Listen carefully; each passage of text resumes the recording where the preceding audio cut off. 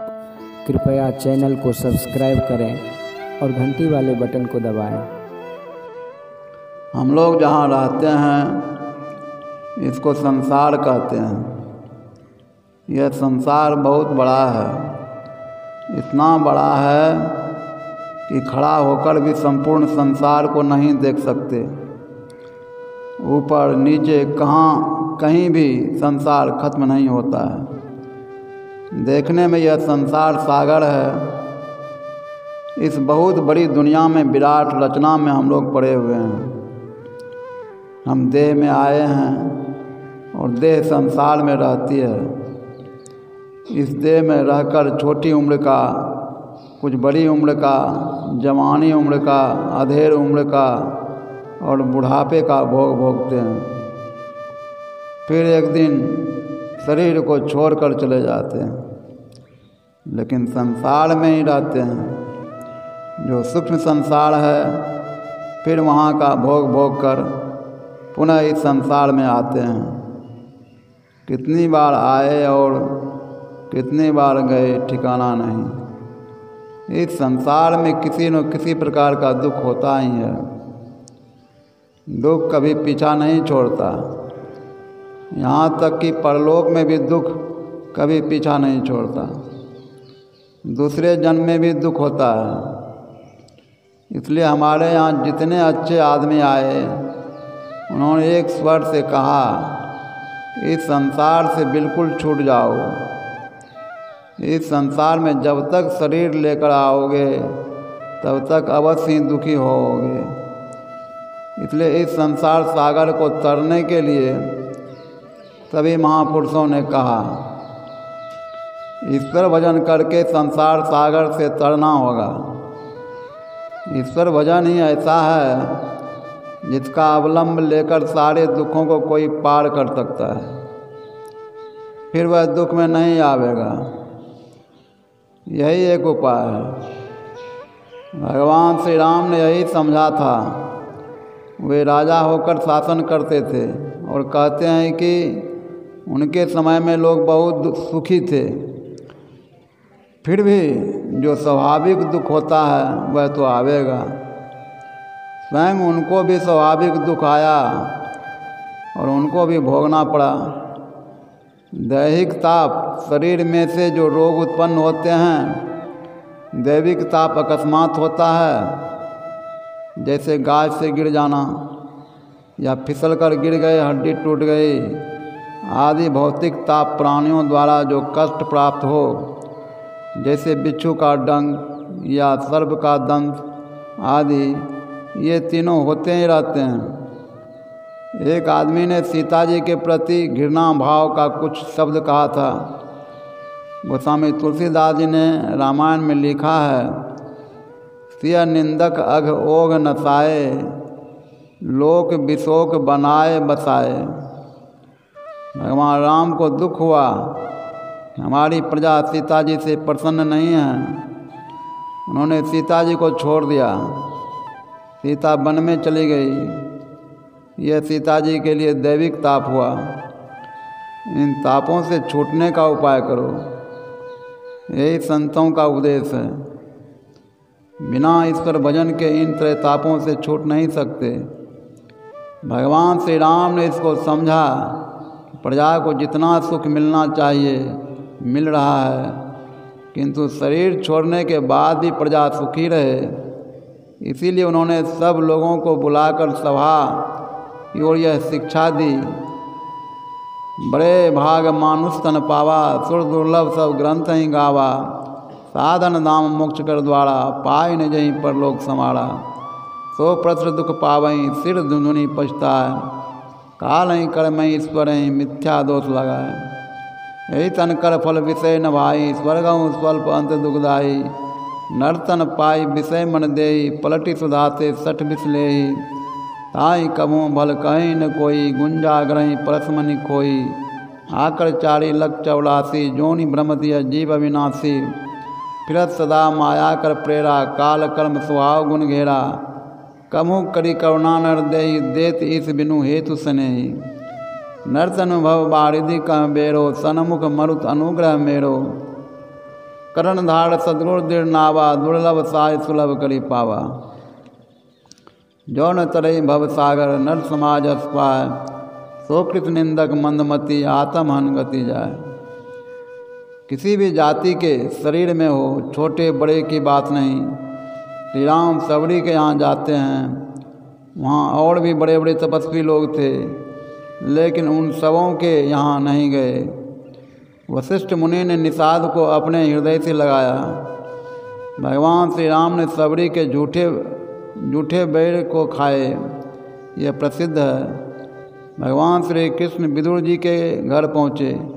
विदुर जी घर पर नहीं थे। उनकी पत्नी ने प्रेम पूर्वक भगवान को केला खिलाया, यह भी लोग जानते ही हैं। शिवाजी के गुरु समर्थ रामदास जी थे।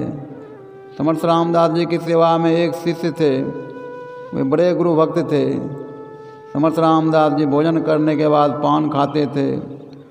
दांत नहीं रहने के कारण वे पान को चबा नहीं पाते थे, इसलिए उनके शिष्य पान को कूट कर देते थे।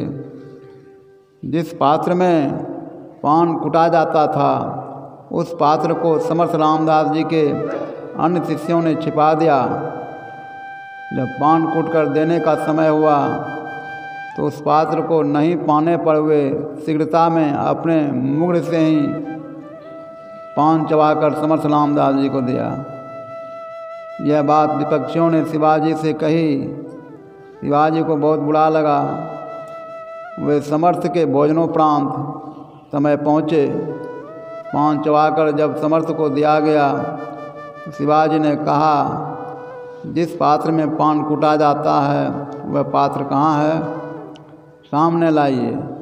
यह सुनते ही पान चबा कर देने वाले ने अपने मुंह का जबड़ा उठाकर समर्थ के सामने रखा। यह देखकर सभी आश्चर्य में पड़ गए। उस शिष्य की ऐसी भक्ति थी, उनका चबाया पान भी समर्थ रामदास जी खा गए। ईश्वर का भजन मनुष्य शरीर में होता है। मनुष्य देह ऐसी है, यदि आखिरी में भी इसका ख्याल हो जाए और मरने के समय में ईश्वर का ख्याल लेते हुए मरता है, उसका बड़ा कल्याण होता है। किंतु यह कैसे हो सकता है जिसने जीवन भर इसके लिए कोशिश की है।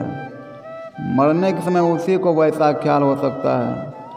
जिनको यह बोध हो गया है कि अब इस शरीर से कुछ काम नहीं होगा, तो उनको यदि ऐसा चिंतन हो, ईश्वर मुझे मिले, उनका ठीक ठीक भजन करूं, इस प्रकार जो ख्याल लेकर मरता है तो उसका अगला जन्म बहुत सुंदर होगा।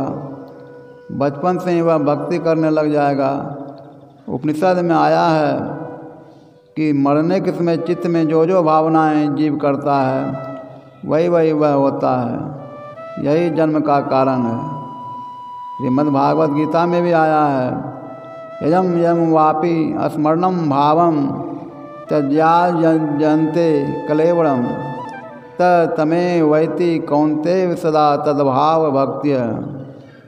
अर्थात मनुष्य अंतकाल में जिस जिस भाव को स्मरण करता है उसको ही प्राप्त होता है, क्योंकि सदा जिस भाव का चिंतन करता है अंतकाल में भी प्राय उसी का स्मरण होता है।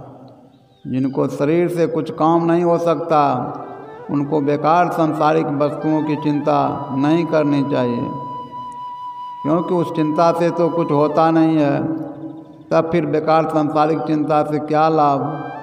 ईश्वर के नाम को मन ही मन जपते रहो, इनको मन में घुमाते रहो। जिनको ईश्वर संबंधी जो शब्द प्रिय हो उनको जपो, चाहे राम, चाहे शिव, चाहे कृष्ण, जो ईश्वरवाचक शब्द हो उसको जपो। अपने को सुगति में ले जाने का यही उपाय है। अपने को अपने से सुगति में ले जाना होता है। यदि शरीर छोड़ने के बाद कोई कुछ क्रिया उनकी सुगति के लिए करते हैं तो उसके लिए मैं उसे निषेधात्मक नहीं कहता। यदि दूसरे के किए से कुछ ऊपर उठ गए और यदि अपना भी कुछ करके ऊपर उठ जाएं तो कितना अच्छा हो। अपनी सुगति के लिए ईश्वर का भजन ही सर्वश्रेष्ठ है।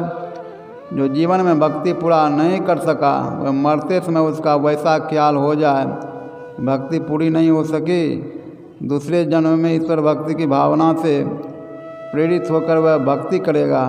मरता शरीर है और भावना मन में होती है। मन सूक्ष्म शरीर के साथ जाता है, इसलिए उसका जो दूसरा जन्म होगा उस शरीर में उसका वह मन मदद करेगा और वह भजन करेगा। सभी को ईश्वर का भजन करना चाहिए, चाहे खेती करो, चाहे विद्या अध्ययन करो, चाहे कोई काम करो, थोड़ा थोड़ा सभी ईश्वर का भजन करो।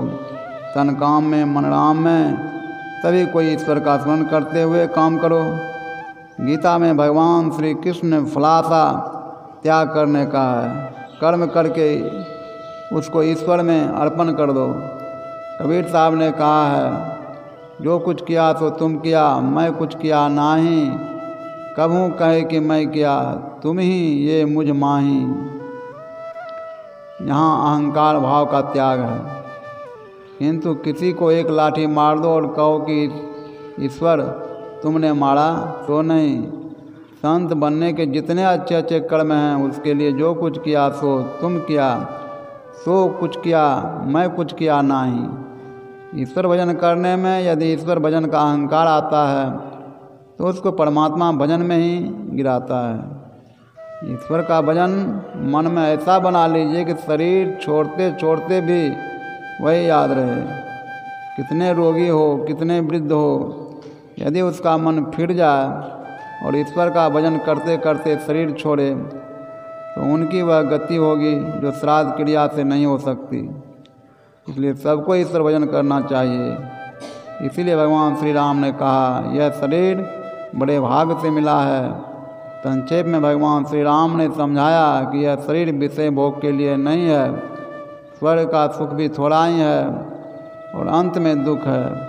यह मनुष्य शरीर नाव है, ईश्वर की कृपा अनुकूल वायु है, गुरु कर्णधार है, मनुष्य शरीर ही है। ईश्वर की कृपा भी प्राप्त है, बाकी सद्गुरु बच जाते हैं। खोजने पर सद्गुरु भी मिल जाते हैं। सद्गुरु मिलने पर भी यदि उनके अनुकूल नहीं चलिए तो नाव पार नहीं लग सकती। इसलिए संसार से पार होने के लिए 3 चीज़ें हैं। ये तीनों चीज़ें भवसागर पार करने के लिए सबसे सरल है। पहले जप करो। बूढ़े शरीर से प्राणायाम नहीं हो सकता, उनके लिए नाम जपना और किसी रूप में श्रद्धा हो उनका ध्यान करें। यदि उनको दृष्टि साधन करने कहा जाए तो उनसे नहीं होगा, इसलिए उनको शब्द साधन करना चाहिए। बहुत बूढ़े के लिए 3 काम हैं, इनमें किसी एक का भी अभ्यास करते हुए शरीर का त्याग करना चाहिए।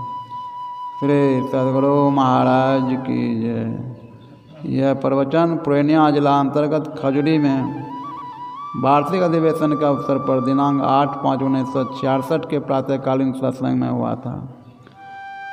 श्री